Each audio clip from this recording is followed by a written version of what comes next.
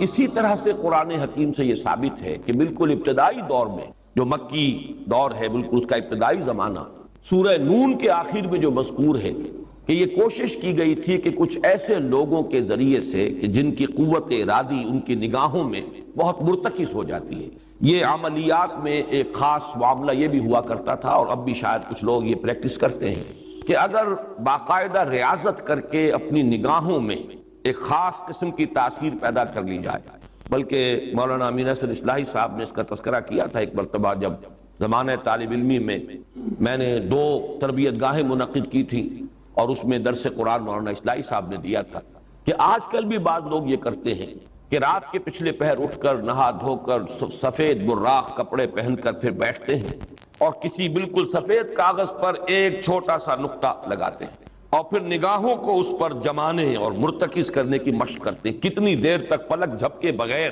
آپ اس نقطے کو دیکھ سکتے ہیں۔ اگر یہ مشق کی جائے، یہ ایکسرسائز کی جائے، یہ ریاضت کی جائے تو آنکھوں میں ایک ایسی چمک پیدا ہو جاتی ہے کہ اگر گھور کر کسی کو دیکھا جائے تو اس کی قوت ارادی کو آپ مزمحل کر سکتے ہیں، وہ ایک دم دبا ہوا محسوس کرے گا اور آپ کا غلبہ اس کے اوپر ہو جائے گا نفسیاتی اعتبار سے۔ اسی طریقے کا کوئی عمل تھا جو نبی اکرم صلی اللہ علیہ وسلم پر بھی آزمایا گیا۔ لَيَزْلَقُونَكَ یہ آیا ہے سورہ نون کے آخر میں، بِأَبْصَارِهِمْ لَمَّا سَمِعُوا الذِّكْرَ، یہ لوگ چاہتے ہیں کہ اپنی نگاہوں کے ذریعے سے آپ کو پھسلا دیں، آپ کے قدم ڈگمگا دیں، آپ کی قوت ارادی کو کچل دیں۔ لما سمعوا الذکر ویقولون انہ لمجنون، جس وقت کہ سورہ نون کے آغاز میں بھی آیا ہے تذکرہ کہ حضور کو کہا گیا کہ آپ کو جنون کا کوئی عارضہ ہو گیا ہے یا آپ پر کوئی آسیب آ گیا ہے، اور آخری آیت بھی جو ہے وہ آخری حصے میں پھر اسی کا یاد آیا وَإِنَّهُمْ لَيُزْلِقُونَكَ بِأَبْصَارِهِمْ لَمَّا سَمِعُوا الذِّكْرَ وَيَقُولُونَ إِنَّهُ لَمَجْنُونٌ وَمِن شَرِّ حَاسِدٍ إِذَا حَسَدَ، اور حسد کرنے والے کے حسد سے جبکہ وہ حسد کرے۔ اب حسد کے ساتھ ہی نوٹ کر لیجئے، اگرچہ یہاں تو مذکور نہیں ہے، یہ نظر کا لگ جانا، عین العین حق، بعض روایات میں آیا حضور نے فرمایا اس کے اندر اثر ہے۔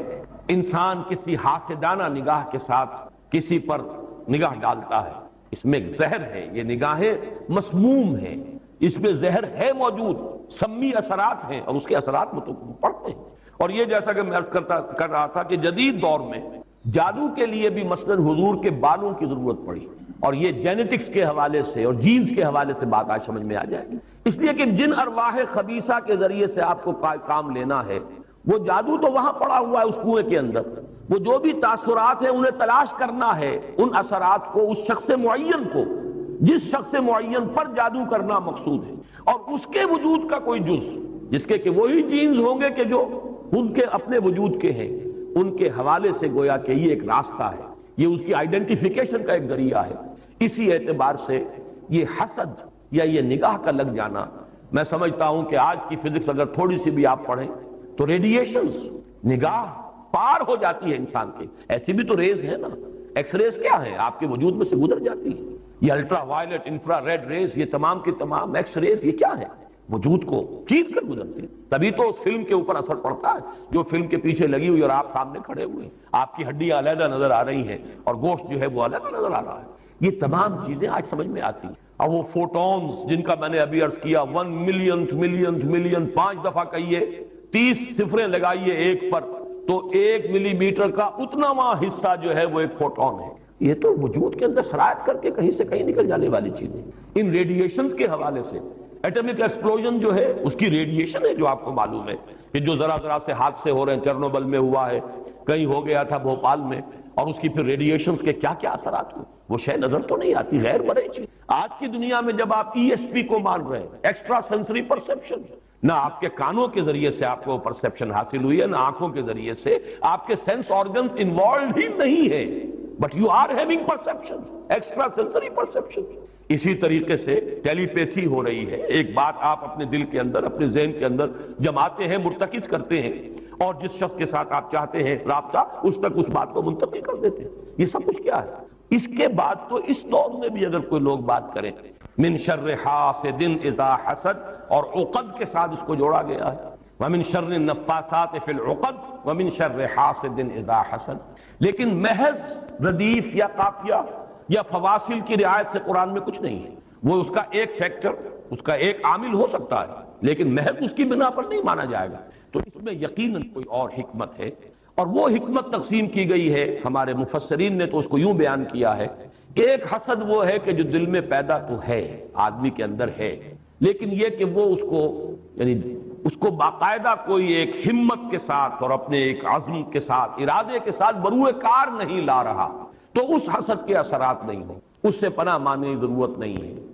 میں اس کو اس انداز میں تو میرا ذہن سے قبول نہیں کرتا، اس لیے کہ حسد اگر پوٹینشلی ہے اندر تو اس کے اثرات ہوں گے، وہ ریڈیشن تو ہوگی، چاہے اس کا ارادہ ہو چاہے نہ ہو، وہ کیفیات جو ہے وہ اس کے سانس سے، اس کی آنکھ سے، اس کے وجود سے، وہ اندر اگر زہر گھل گیا ہے تو اس کے وجود سے نکلنے والی ساری شعاعیں جو ہیں ان کے اندر وہ اثر موجود ہوگا، وہ مسموم ہوں گی، زہر ان میں ملا ہوا ہوگا، اس کے اثرات ہوں گے۔ البتہ یہ کہ اس کے دو درجے ہم قائم کر سکتے ہیں، اور وہ یہ کہ ایک ہے غیر شعوری حسد، ابھی آپ کو اندازہ نہیں، اندر ہی اندر کھچڑی پک رہی ہے، وہ اور بات ہے، لیکن جب یہ اس درجے کو پہنچ جائے کہ شعور کی سطح پر آ جائے، آپ کسی کی برائی چاہنے لگیں بالفعل، آپ چاہیں کہ اس کے اندر اگر یہ فضیلت کی بات ہے تو یہ سلب ہو جائے، اس کو پاس اگر یہ نعمت ہے تو یہ نعمت اس سے چھن جائے، مجھے مل جائے، یہی ہے اصل میں جس کو غبطہ اور حسد کا فرق کہا جاتا ہے۔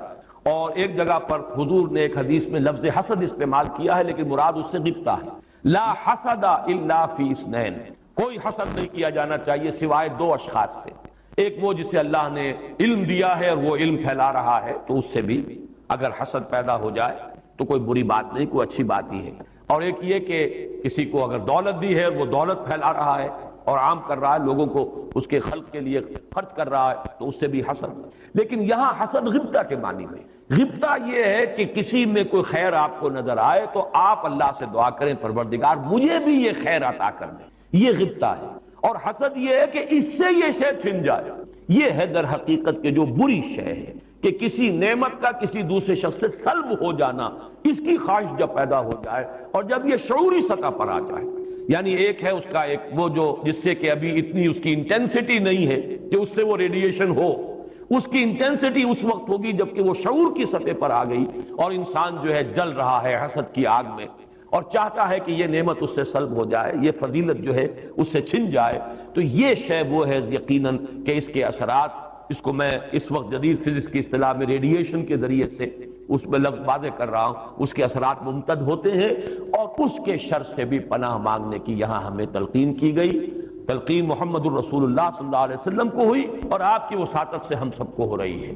قل اعوذ برب الفلق من شر ما خلق ومن شر غاسق اذا وقب ومن شر النفاثات في العقد ومن شر حاسد اذا حسد۔ میں جب بھی یہ سورت پڑھتا ہوں تو اگرچہ یہ کہیں مجھے کوئی معصور تو یہ شے نہیں ملی ہے، لیکن اس کے فوراً بعد بالکل کسی تصنع کے بغیر میرے یہ الفاظ بھی زبان، اللہم انی اعوذ بک یا رب الفلق من شر ما خلقت ومن شر غاسق اذا وقب ومن شر النفاثات فی العقد ومن شر حاسد۔ اسی طرح قل اعوذ برب الناس ملک الناس، تو وہاں بھی اللہم انی اعوذ بک یا ربی و رب الناس و یا الہی و الہ الناس و یا ملکی و ملک الناس۔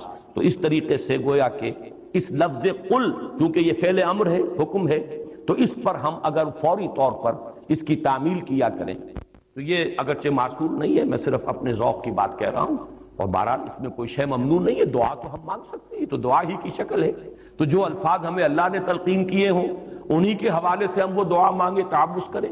قل اعوذ بک، قل کو چھوڑ دیجئے، اعوذ بک، اللہم انی اعوذ بک یا رب الفلق من شر ما خلقتا، اب یہ خلقہ کی بجائے مخاطب کیونکہ ہم کر رہے ہیں اللہ کو، من شر ما خلقتا، آگے چونکہ تو الفاظ رہیں گے ان میں کوئی تبدیلی کی ضرورت نہیں ہے۔ مولانا محمد قاسم نانوتوی دیوبند کے مؤسسین میں سے، مولانا رشید احمد گنگوہی اور مولانا محمد قاسم نانوتوی رحمہم اللہ، یہ دو ہیں اصل میں یہ دارالعلوم دیوبند کے مؤسس، اس کی ابتدا کرنے والے، ان کے شاگرد شیخ الہند، ان کے شاگرد علامہ شبیر احمد عثمانی، تو انہوں نے یہی الفاظ لکھے ہیں کہ استاذ الاستاذ نے جو بات لکھی ہے وہ میں بیان کر رہا ہوں۔ ویسے یہ کہ مولانا عبدالعزیز شاہ عبدالعزیز رحمۃ اللہ علیہ نے بھی اس پر کوئی کتاب لکھی ہے، وہ بہرحال میری نظر سے نہیں گزری، وہ تمثیل اب میں بیان کر رہا ہوں، بڑی پیاری تمثیل ہے۔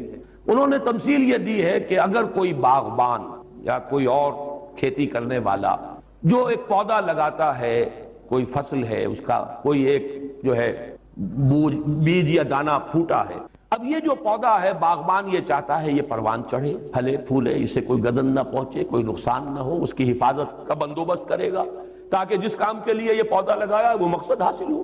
پودا تو مقصود نہیں ہے، مقصود تو اگر آم کا پودا ہے تو آم کا پھل اس سے حاصل کرنا مقصود ہے۔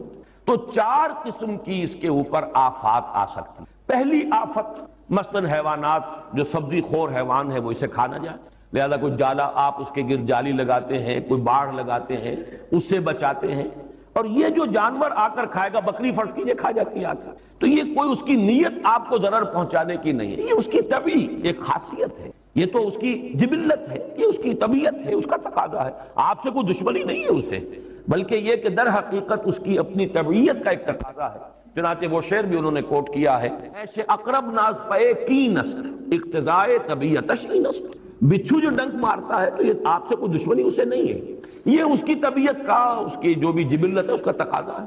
سانپ کے بارے میں بھی آپ کو معلوم ہے کہ عام طور پر اگر اس کو آپ کوئی نقصان نہ پہنچائیں، پاؤں پڑتا ہے سانپ پر تو وہ ڈنک مارتا ہے اور ڈستا ہے، ورنہ عام طور پر وہ حملہ نہیں کرتا، یہ اس کے دفاع کا ایک جز ہے، اس کی خلقت کا ایک جز ہے۔ ایک خطرہ تو یہاں سے آیا، آپ نے باڑ لگا دی، آج کل جو ہے جالی لگا دی جاتی ہے لوہے کی۔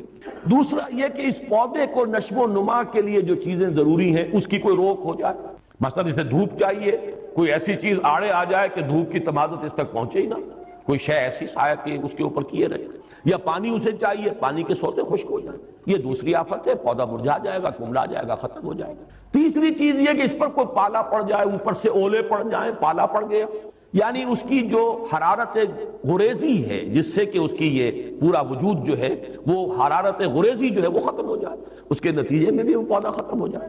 اور آخری شکل یہ ہے کہ کوئی دشمن ہے حاسد اور وہ آئے اسے اکھاڑ کے پھینک دے آپ کو نقصان پہنچانے کی نیت سے۔ یہ چار آفات ہیں جو اس پودے کے اوپر ممکنہ طور پر وارد ہو سکتی، یہی چار ہیں۔ قل اعوذ برب الفلق من شر ما خلق، یہ وہ خلقت میں جو شر مضمر ہے، وہ اس کے خلقت کا جز ہے۔ نیش اقرب ناز پے کی نسل اقتضائے طبیعتش کی نسل، یہ تو اس کی طبیعت کا، خلقت کا، اس کا تقاضا ہے۔ دوسرا یہ ہے کہ وہ سورج ڈوب گیا، غروب ہو گیا، یا جیسے میں نے کہا تھا حیات معنوی یا حیات مادی کے لیے جو اسباب ضروری ہیں ان میں سے کسی کا سلسلہ منقطع ہو گیا، یہ ہے وَإِذْ شَرِّ غَاسِقٍ وَقَبْ۔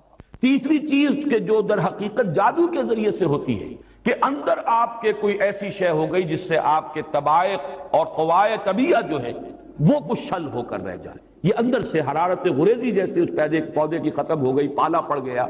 جادو کا اثر یہی ہوتا ہے، یتخبطہ الشیطان من المس جیسے آیا ہے کہ ایسی کیفیت ہو گئی کہ جیسے حواس پورے طور پر بجا نہیں ہے، حواس پورے طریقے سے قائم نہیں ہے، مجتمع نہیں ہے، تو یہ کیفیت جو ہے یہ ومن شر النفاثات فی العقد ومن شر حاسد اذا حسد، جیسے ایک دشمن نے آ کر دشمنی اور آپ کو غضب پہنچانے کے لیے، دشمنی نکالنے کے لیے پودے کو اکھاڑ کے پھینک دیا۔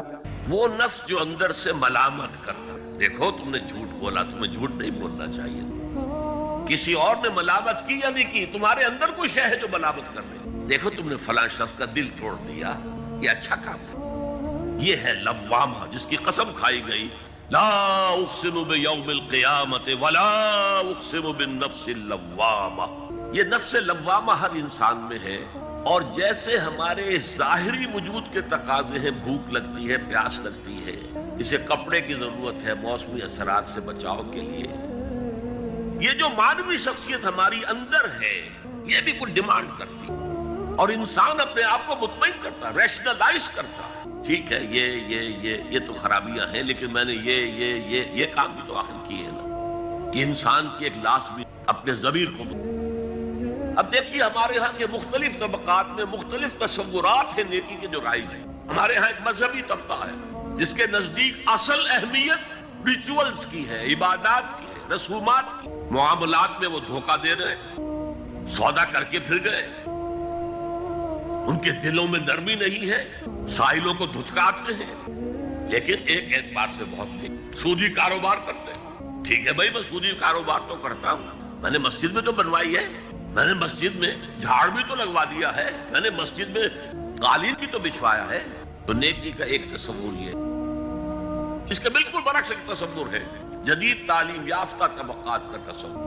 آپ نے بارہا سنا ہوگا گفتگو. بھائی اصل نیکی یہ ہے کہ کوئی کسی کو دھوکہ نہ دے، جھوٹ نہ بولے، وعدہ پورا کرے، اپنا فرض صحیح طور سے ادا کرے. کہیں ملازم ہے تو اپنے فرائض صحیح طور سے ادا کرے. باقی رہ گئی نماز روزہ، یہ تو انفرادی باتیں ہیں. یہ کوئی کرتا ہے تو اپنے لیے نہیں کرتا ہے تو کوئی بات نہیں. یہ دونوں ایک دوسرے کے بالکل برعکس تصور. اور یہ ہمارے معاشرے جدید تعلیم یافتہ طبقات کا تصور نیکی اور ہمارے قدیم علماء اور ان کے زیر اثر جو عوام ہیں ان کے تصور نیکی میں یہ زمین و آسمان کا فرق. آپ کو معلوم ہے کہ اپنی جسم فروش عورتیں جو ہیں وہ بھی نیکی کا کوئی نہ کوئی کام کرتی ہیں. آپ دیکھیں گے محرم میں سیاہ کپڑے پہن کے جلوس کے آگے آگے جا رہی ہیں، سبیلیں لگا رہی ہیں. مختلف مزاروں میں جب عرس ہوتا ہے وہاں جاتی ہیں، دھمال کھیلتی ہیں، وہی سیاہ کپڑے پہن کے. وہ بھی اپنے آپ کو مطمئن کرتی. مشہور ہے ایک واقعہ شہنشاہ عالمگیر اورنگزیب کا. اس نے دلی میں گانے بجانے پر پابندی لگا دی. اب ظاہر بات ہے جن کا یہ پیشہ تھا ان کا دھندا ختم تو آمدنی ختم. لاکھ کوششیں کی لیکن اورنگزیب ٹس سے بس نہیں ہوا. پھر انہوں نے ایک عجیب ترکیب کی. وہ دریائے جمنا بالکل ساتھ بہتا تھا. یہ قلعہ اس شکل میں بنایا گیا، اب تو ذرا فاصلے پر. تو ایک کشتی میں وہ جمع ہو گئے، سازندے بھی اور ساز بھی، اور گاتے بجاتے ہوئے. انہیں معلوم تھا فلاں وقت جو ہے بادشاہ جھروکے میں بیٹھ کر دریا کی سیر کرتا ہے، وہاں سے گزرے اور ایک شعر گاتے ہوئے گزرے. در کوئے نیک نامی مارا گزر نہ دارند، گر تو نمی پسندی تقدیر قدارا. در کوئے نیک نامی، یہ نیکی جو ہے اس کے کوچے میں ہمارا گزر ہی نہیں ہے. در کوئے نیک نامی مارا گزر نہ دارند، یہ تو اللہ کی طرف سے فیصلہ ہے، اس کی مقرر کردہ تقدیر ہے. گر تو نمی پسندی تغییر کل قضارا، اگر تجھے پسند نہیں ہے تو تقدیر بدل دے. تو بادشاہ ہنس پڑا اور اس نے کہا کہ ٹھیک ہے بھائی، گانے بجانے کی حد تک تمہیں اجازت. تو ہر ایک طبقے کا اپنا ایک تصور ہے نیکی کا.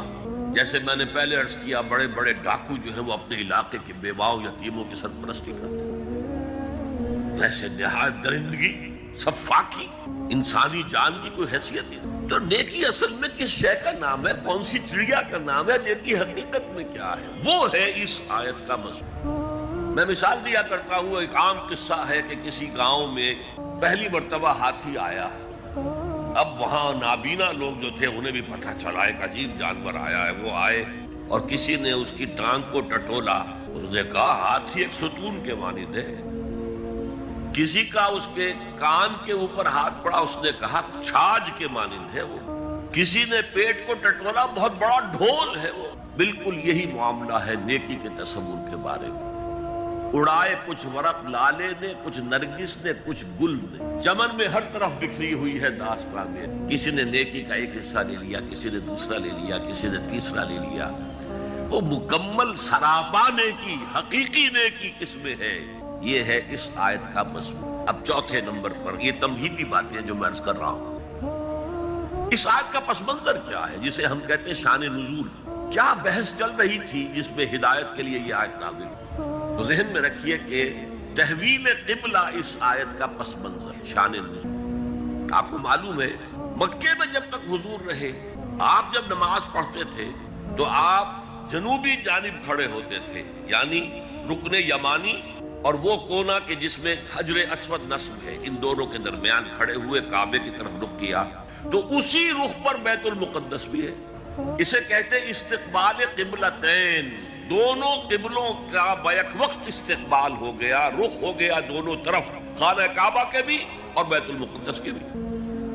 مدینے میں آ کر تو یہ ناممکن ہے. اب اگر کعبے کی طرف رخ کرو گے تو بیت المقدس کی طرف پشت ہو جائے گی، وہ شمال میں ہے، یہ جنوب میں ہے. اگر بیت المقدس کی طرف رخ کرو گے تو کعبے کی طرف پیٹھ ہوگی. لیکن آپ کو معلوم ہے کہ حضور نے 16 یا 17 مہینے مدینے آنے کے بعد بیت المقدس کی طرف رخ کر کے نماز پڑھی. اب ایک شکل تو یہ ہے کہ یہ حضور کا ذاتی اجتہاد ہو اور اس کو اللہ نے تسلیم کر لیا ہو کہ ٹھیک ہے، یہ بھی ممکن ہے. اسے تقریر کہتے ہیں اصطلاح میں. حدیث کس چیز کا نام ہے؟ حضور کا قول یا فعل یا تقریر. پہلی دونوں چیزیں تو آپ جانتے، قول اور فعل. یہ تقریر کیا ہے؟ حضور کے سامنے کوئی کام کیا گیا اور حضور نے نہیں روکا، تو امپلائڈ ہے اس کے اندر کہ یہ کام حرام نہیں ہے، حضور کے سامنے ہوا ہے، آپ نے روکا نہیں. تو اگر یہ ذاتی اجتہاد تھا تو تقریر ہو گئی اس کی اللہ کی، لیکن زیادہ غالب پہلو یہ ہے کہ یہ اللہ کے حکم سے حضور نے کیا، اور یہ حکم وحی خفی کے ذریعے سے آیا، اس لیے کہ قرآن مجید میں اس کا ذکر نہیں ہے کہ اللہ نے حکم دیا ہو کہ اے محمد صلی اللہ علیہ وسلم اب آپ اور آپ کے ساتھی بیت المقدس کی طرف رخ کر کے نماز پڑھیں. یہ نہیں. تو یہ وحی خفی، وحی جلی، وحی خفی، دو قسم کی وحیاں حضور کو ہوتی ہیں. نبی کے لیے تو وحی خفی بھی وحی جلی کے اسی کے حکم میں ہے، لیکن عام آدمی کا کوئی ولی اللہ بڑے سے بڑا ہو، اس کی بھی اس کا کشف، اس کا الہام حجت نہیں ہے دین میں. بہرحال یہ شاید وہ اللہ نے وحی خفی کے ذریعے حکم دیا. اس کا ایک بہت بڑا سیاسی فائدہ ہوا حضور کو، اور وہ یہ کہ مدینے میں آ کر آپ کا واسطہ پڑا یہودیوں. وہ بہت منظم تھے، تعلیم یافتہ تھے، بہت کلچرڈ تھے، ان کے ہاں فقہا تھے، ان کے ہاں مفتی لوگ بہت. اگر فوری طور پر تصادم یہود کے ساتھ ہو جاتا تو حضور کے قدم مدینے میں جمنا آسان نہ ہو. یہ جب آپ نے بیت المقدس کی طرف رخ کر کے نماز پڑھی تو یہودیوں نے سمجھا چلو کوئی بات نہیں ہے، تو ہمارے کیمپ فالوورز ہیں، ہمارے قبلہ کا رخ کر رہے ہیں، لہذا فوری طور پر ان کی طرف سے کوئی مخالفت وہ پیش نہیں. اور اس 16 مہینے میں حضور کو اپنے قدم جمانے کا مدینہ منورہ میں پورا موقع، بلکہ پہلے 6 مہینے اس میں جو ہے بہت ڈیسائسو ہے. 3 کام آپ نے 6 مہینے میں کیے ہیں تو بالآخر بہت ہی زیادہ فیصلہ کن ثابت ہے. نمبر 1 یہ کہ آپ نے مسجد نبوی کی تعمیر کر لی. اب یہی مرکز ہے، یہی درسگاہ ہے، یہی خانقاہ ہے، یہی پارلیمنٹ ہے، یہی دارالمشاورت ہے، یہیں سے فوجیں تیار کی جا رہی ہیں، یہی وفود آ کر پیش ہو رہے ہیں.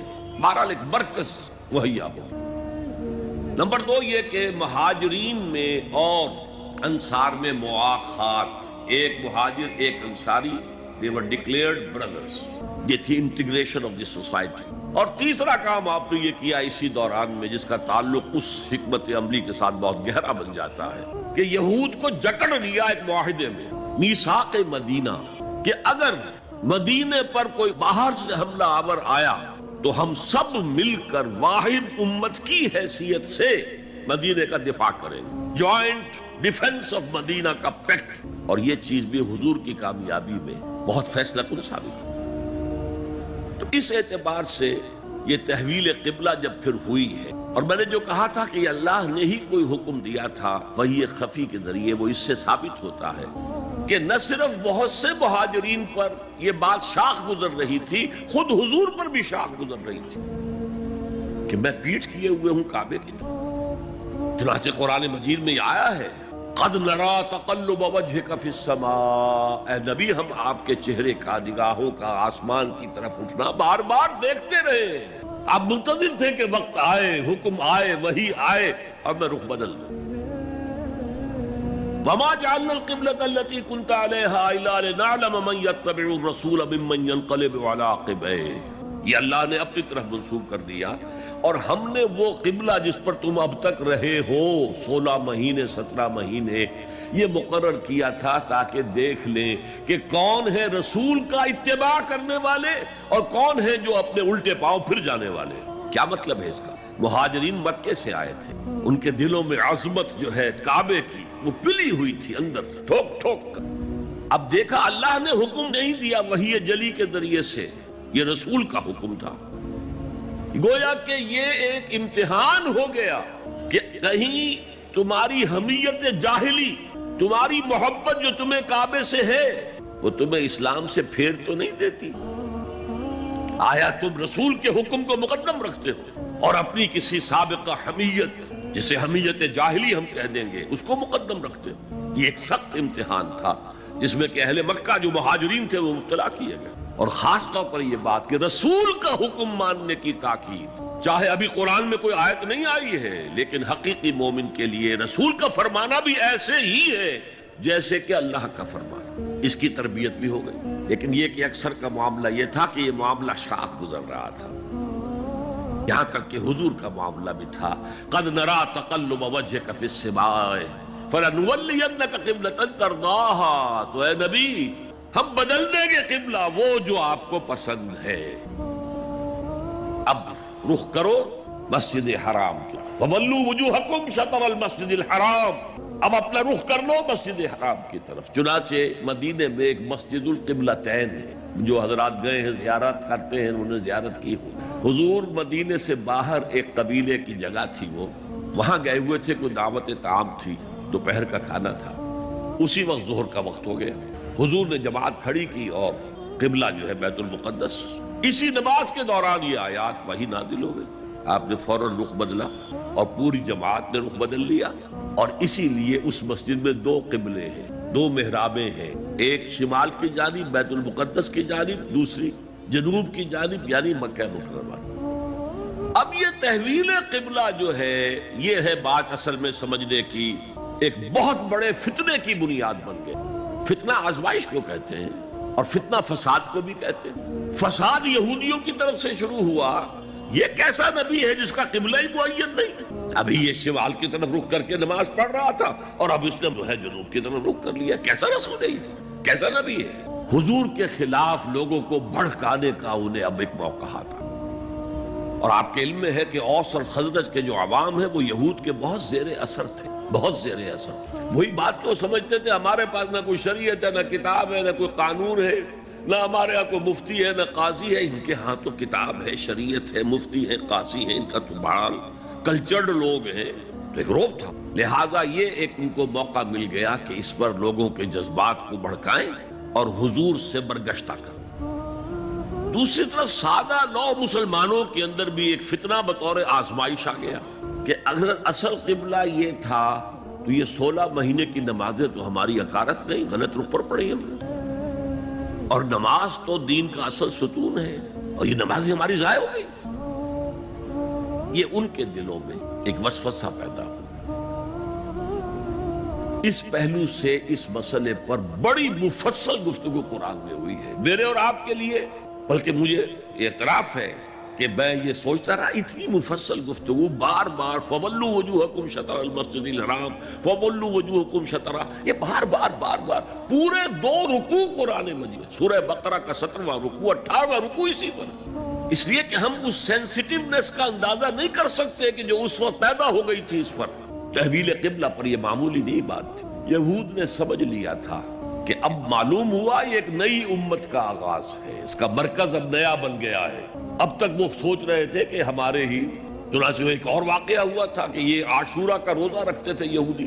حضور نے پوچھا کیوں رکھتے ہو 10ویں محرم کا روزہ؟ انہوں نے کہا کہ اصل میں ہمیں جو نجات ملی تھی فرعون سے، اور فرعون کو جو غرق کیا گیا تھا لا و لشکر سمیت، وہ 10 محرم کو ہوا تھا، ہم شکرانے کے طور پر روزہ رکھتے ہیں۔ حضور نے فرمایا کہ موسیٰ کے تو ہم تم سے زیادہ مستحق ہیں، لہذا مسلمانوں کو حکم دیا کہ تم بھی 10ویں محرم کا روزہ رکھا کرو۔ اب یہ چیزیں ایسی تھیں کہ جس سے وہ پیسیفائیڈ تھے ایک طرح سے، کہ نہیں یہ کوئی نئی چیز نہیں ہے، یہ ہمارے کیمپ فالوورز، بلکہ حضور نے فرمایا تم 2 روز کا روزہ رکھو، 9ویں محرم کا بھی 10ویں کا۔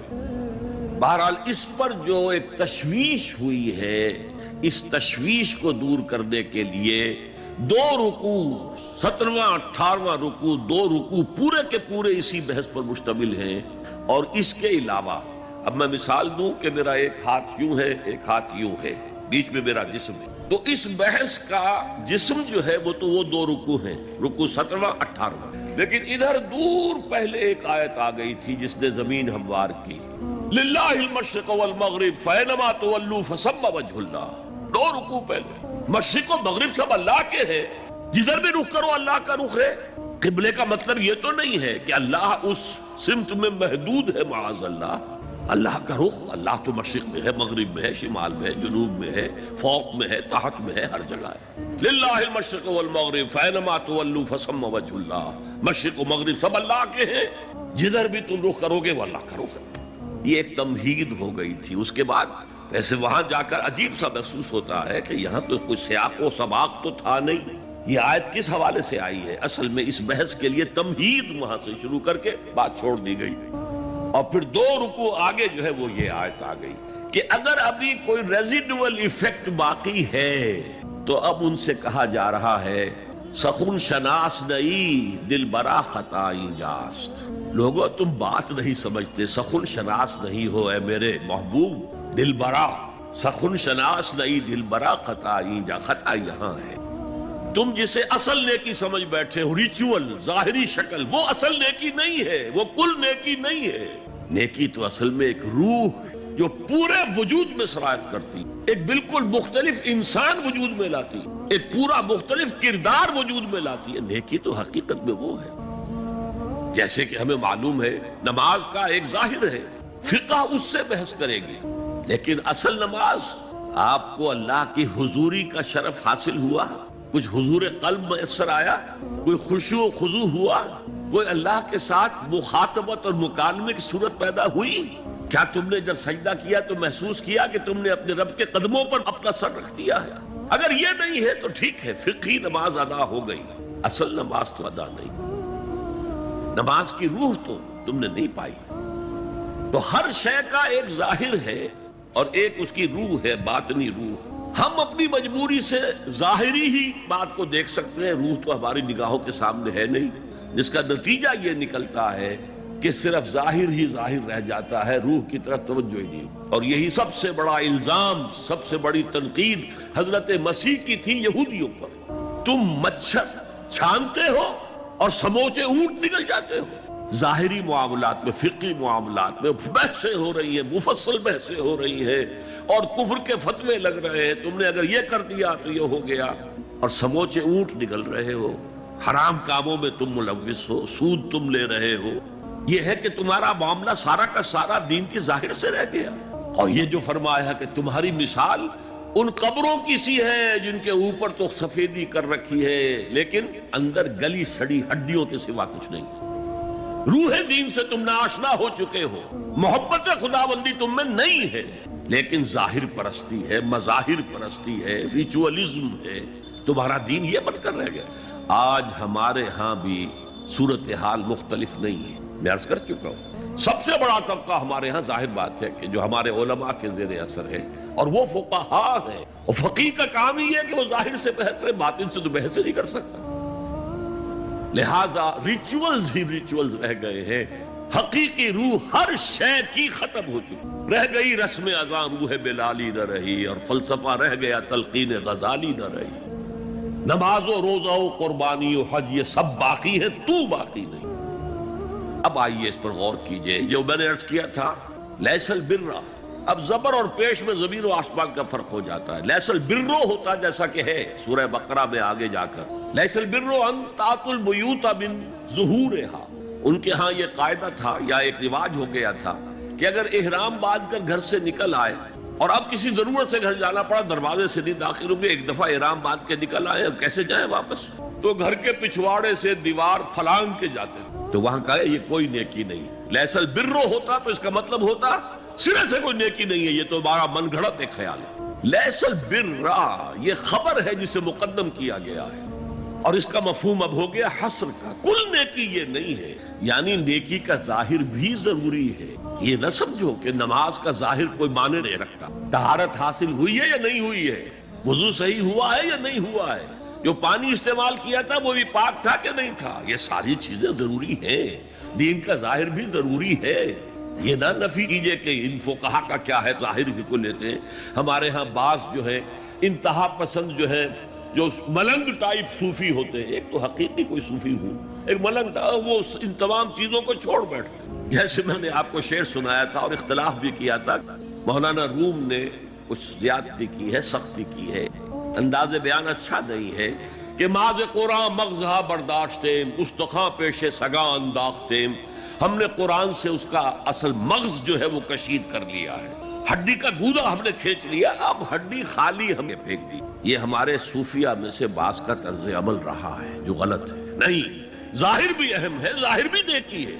صلو کما رأیتمونی اصلی، نماز پڑھو اسی طرح جیسے مجھے دیکھتے ہو کہ میں نماز پڑھتا ہوں. ظاہر بھی کنفرم کرنا چاہیے اس کے ساتھ، لیکن اصل شے نماز میں توجہ ہے، انابت ہے، خشوع ہے، خضوع ہے، حضور قلب ہے. لہذا یہاں ترجمہ ہوگا کل نیکی یہی نہیں ہے کہ تم اپنے چہرے مشرق اور مغرب کی طرف کر لو. یہ تو ظاہر ہے.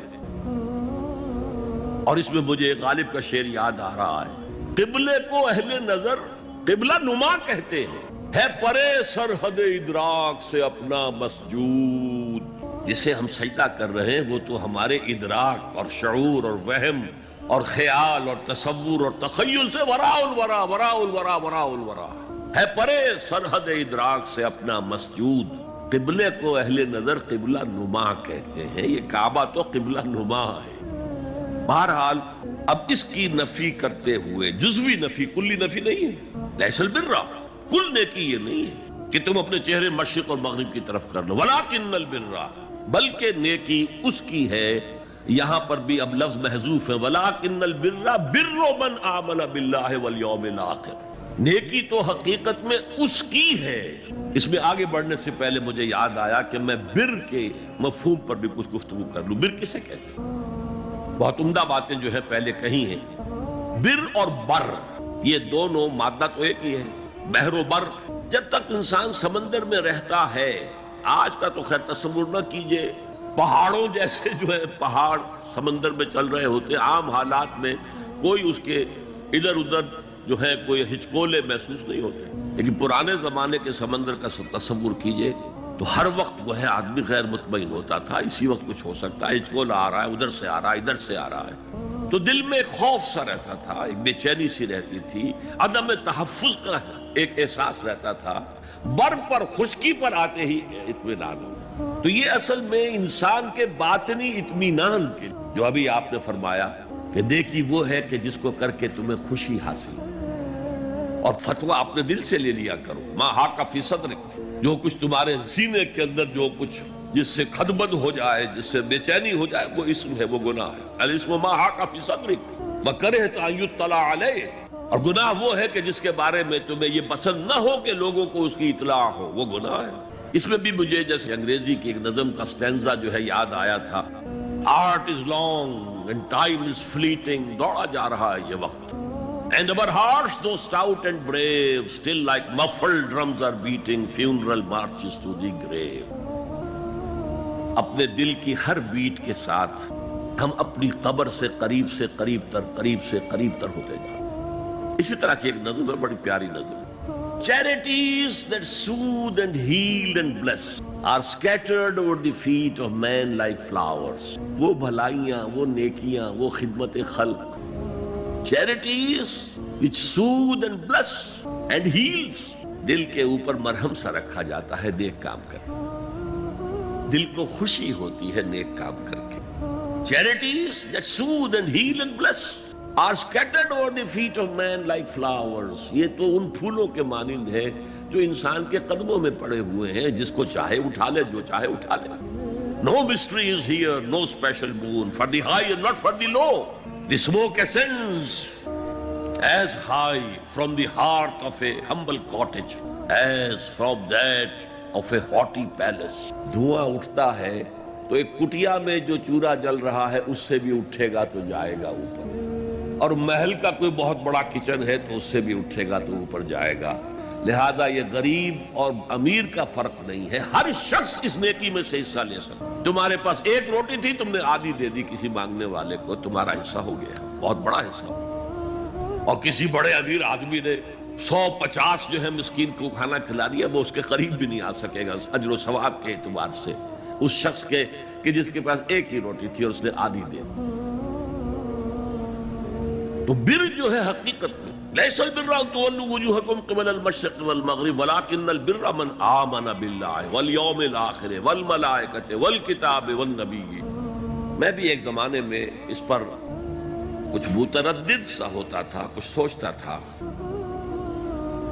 یہ نیکی کا تعلق تو ہم عمل سے سمجھتے ہیں، یہاں ایمان کی بحث کی کیا ضرورت ہے؟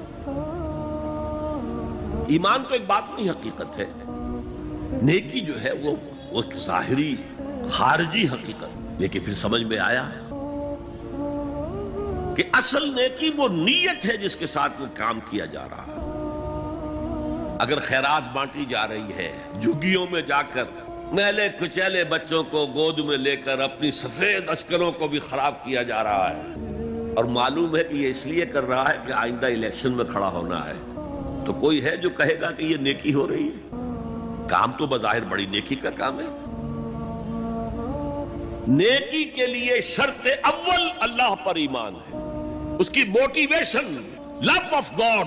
اس کے سوا اگر کوئی اور موٹیو ہے، اگر دنیا میں شہرت چاہیے، اگر اس نیکی کے ذریعے سے بھی مال کمانے کا معاملہ ہے، دھندا ہے، نیکی کے پردے میں دھندا ہو رہا ہے، وہ نیکی نہیں ہے، چاہے ظاہری اعتبار سے وہ بہت بڑی نیکی ہو.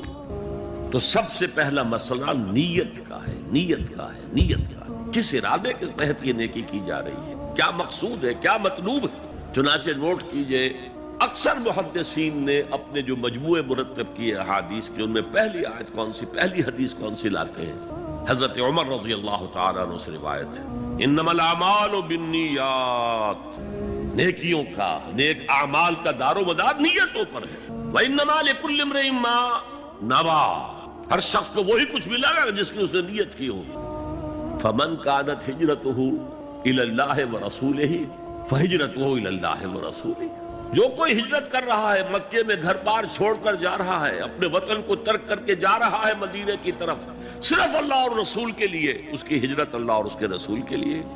ومن كانت ہجرته للدنیا يصيبها. اور اگر اس شخص کی ہجرت دنیا کے لیے ہے کہ اس کو حاصل کر لے. مثلا میں دیتا ہوں مثال، ایک مسلمان تھا، اس کا کوئی کاروبار تھا، اس کے خریدار مسلمان ہی تھے، وہ جا رہے ہیں، اب کیا کرے گا، مشرکوں نے سو تو اس کا سامان نہیں لینا، اب وہ بھی چلے جا رہے ہیں. یہ اللہ کو معلوم ہے کہ اس کے ہجرت کا اصل سبب کیا ہے، ہم نہیں طے کر سکتے.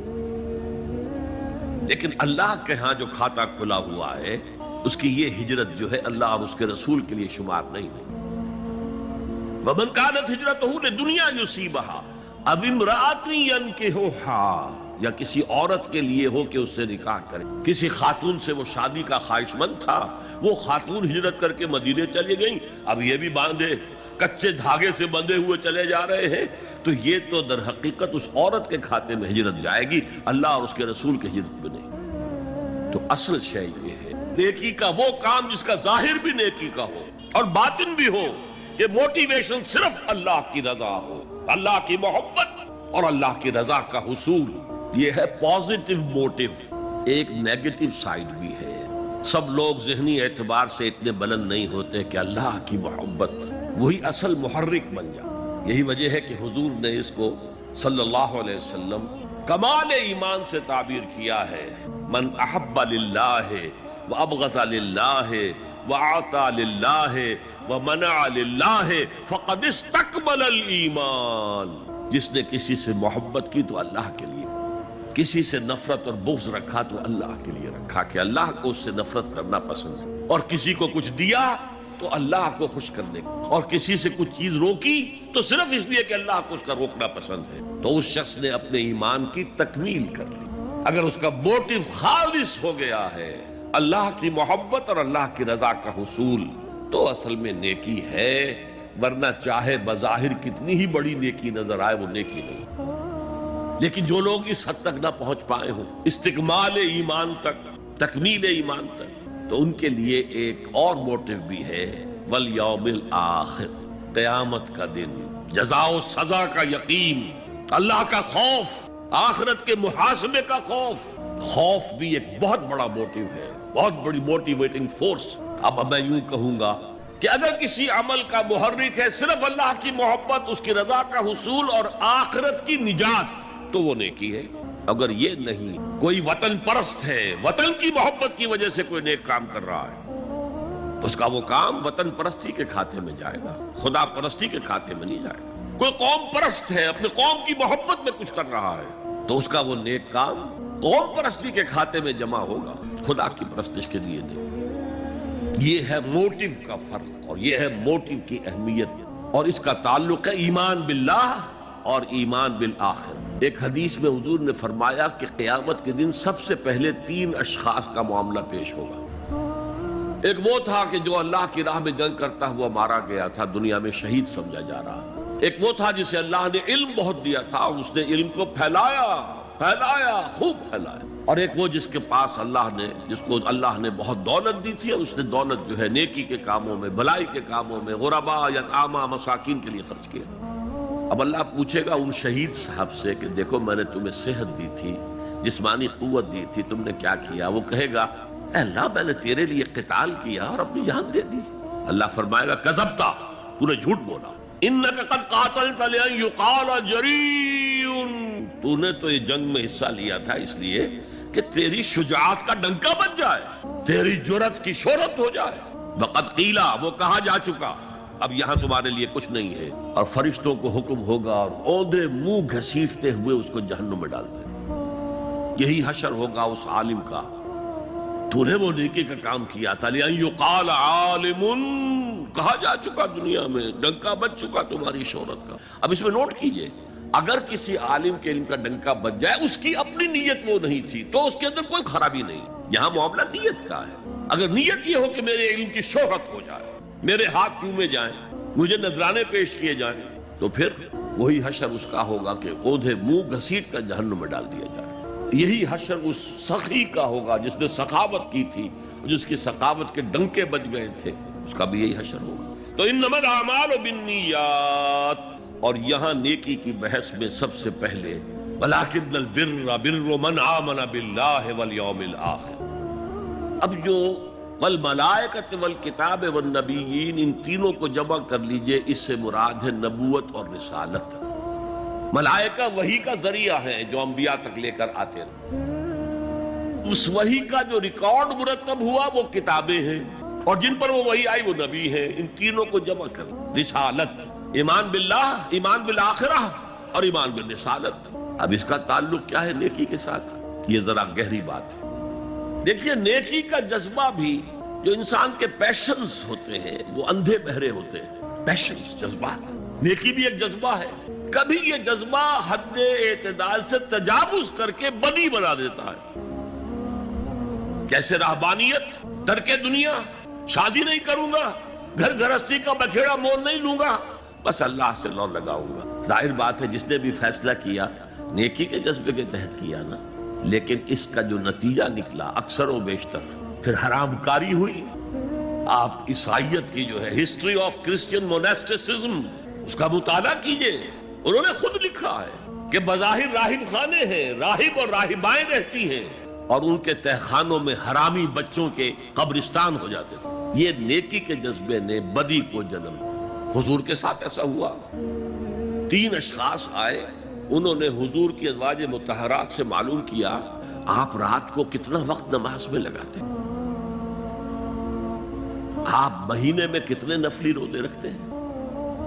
اب جو کچھ انہیں بتایا گیا، حضور کی زندگی کھلی کتاب تھی، بتا دیا گیا اتنا عرصہ جو ہے آپ رات کو تہجد پڑھتے ہیں، بتا دیا گیا مہینے میں اتنے روزے رکھتے ہیں. انہوں نے اسے کم سمجھا، فتقالوہا، قلیل سمجھا کہ یہ تو زیادہ نہیں ہے.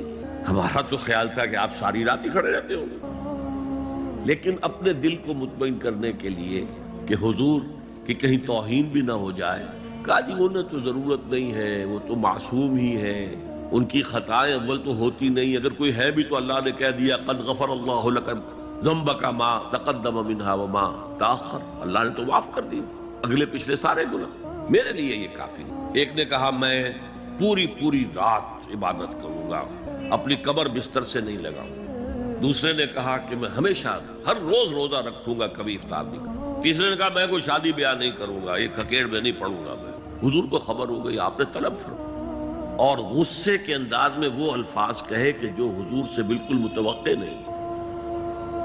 واللہ انی لاتقاکم واخشاکم، خدا کی قسم میں تم سب سے زیادہ متقی ہوں اور سب سے زیادہ اللہ سے ڈرنے والا ہوں. لیکن میرا طریق یہ ہے کہ میں رات کو سوتا بھی ہوں اور نماز بھی پڑھتا ہوں، میں روزہ رکھتا بھی ہوں، ناغہ بھی کرتا ہوں، میں نے شادیاں کی ہیں، متعدد ازواج میرے گھروں میں ہیں. فمن رغب عن سنتی فلیس منی، جو بھی میری سنت سے ہٹا وہ مجھ میں سے نہیں ہے، میرا امتی نہیں. تو نیکی کا جذبہ بھی حد اعتدال سے تجاوز کر کے بدی کو جنم دے سکتا ہے. ایک صحابی، نوجوان صحابہ میں سے عبداللہ ابن عمرو ابن العاص، عجیب یہ بات ہے کہ باپ جو ہے بہت بڑا سیاستدان، بہت بڑا جری سپہ سالار، بہت بڑا حکمران، حضرت عمرو بن العاص، بیٹا نہایت زاہد و عابد، مرتاس، زاہد مرتاس، ساری رات کھڑے ہیں، بستر سے کمر ہی نہیں، ہر روز روزے سے. یہ خبر دی گئی حضور کو تو آپ نے طلب فرمایا یا عبداللہ اولم اخبر انک تقوم اللیل وتصوم النہار، اے عبداللہ مجھے یہ خبر نہیں دی گئی ہے، یعنی یہ بات جو ہے صحیح ہے کہ نہیں کہ تم ساری رات عبادت کرتے ہو، ہر روز روزہ رکھتے ہو؟ کیا کہہ سکتے تھے؟ بلا یا رسول اللہ، حضور ایسا تو ہے۔ فرمایا لا تفعل، ہرگز ایسا مت کرو، فإن لزوجک علیک حقا وإن لزورک علیک حقا بل ان لنفسک علیک حقا، تمہارے نفس کے بھی تم پر حقوق ہیں، تمہارے بیوی کے بھی تم پر حقوق۔ ان کی زوجہ سے کسی نے پوچھا تھا تم ہمیشہ میلی کچیلی رہتی ہو، کبھی ہم نے تمہیں کسی اچھے لباس میں کس کوئی جسے سنگھار کہہ دیتے کہ یہ میں نے دیکھا؟ تو ان کا کہ مجھے کیا غرض ہے، تمہارے بھائی کو تو مجھ سے کوئی غرض ہے ہی نہیں، میں کس کے لیے بناؤ سنگھار کروں؟ یہ بھی الفاظ آتے ہیں۔ فرمایا ہرگز مت کرو، میں تو کرتا ہوں، میں روزے بھی رکھتا ہوں لیکن نہیں بھی رکھتا، میں نماز پڑھتا ہوں لیکن سوتا بھی ہوں، میری بیویاں ہیں متعدد، تو میری سنت اگر تم نے چھوڑ دی تو تمہارا مجھ سے کوئی تعلق نہیں ہوگا۔ اس کا مطلب کیا ہوا؟ تو سمپ نیکی کا ایک ماڈل بھی سامنے رہنا چاہیے جس میں توازن ہو، اعتدال۔ انبیاء وہ توازن پیش کرتے ہیں اپنے کردار اور شخصیت کے ذریعے سے۔ وہ جو فرمایا گیا لقد کان لکم فی رسول اللہ اسوۃ حسنہ، تمہارے لیے اللہ کے رسول کی شخصیت میں ایک اچھا نمونہ ہے، یہ نمونہ معتدل ہے، متوازن ہے۔ حضرت عائشہ فرماتی ہیں حضور ہمارے مابین تشریف فرما ہوتے تھے، پیار اور محبت کی باتیں بھی ہوتی تھیں۔ حضور ہمارے ہاں کے جو ذرا زیادہ دیندار، جنہیں زیادہ مسالہ لگ جاتا ہے، وہ کرخت مزاج کے گھروں میں بھی معلوم ہوا داخل کیا ہوا قیامت آ گئی ہے، تو اس طرح کا نہیں تھا معاملہ، اپنی بیویوں کی دل جوئی، ان سے محبت اور پیار کی باتیں۔ لیکن حضرت عائشہ فرماتی ہے کہ ہمارے درمیان بیٹھے ہوتے تھے اور پیار و محبت کی گفتگو ہو رہی ہوتی تھی، اذان کی آواز آتے ہی ایسے ہی اٹھ کر چل دیتے تھے جیسے ہمیں جانتے بھی نہیں کہ ہم کون ہیں۔